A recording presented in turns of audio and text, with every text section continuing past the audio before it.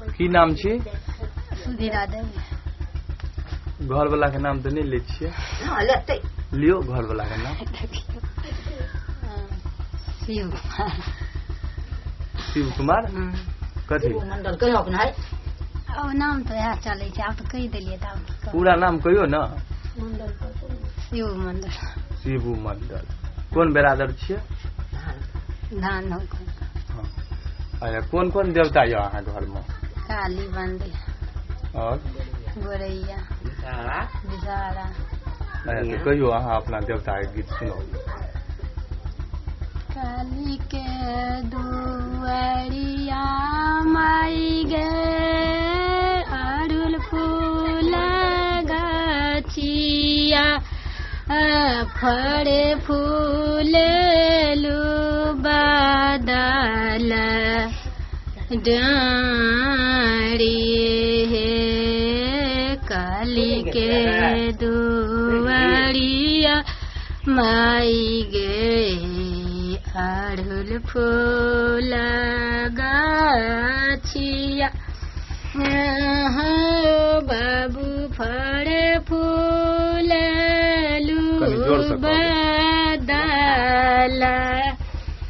डाँड़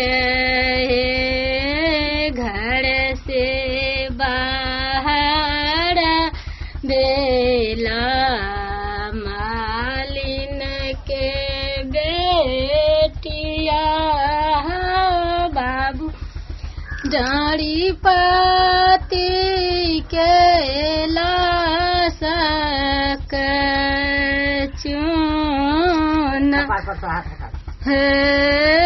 घर से बाहर भेला मालिन के बेटिया बाबू फूल देखी खसल मुरु छाइए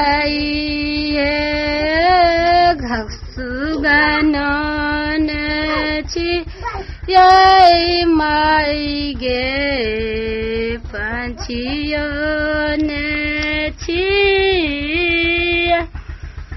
हा बाबू इहो छी काली छोटा बाई सुगा बोन छियै माई गे पंछियो न छियै हो छियै बांदी छोटा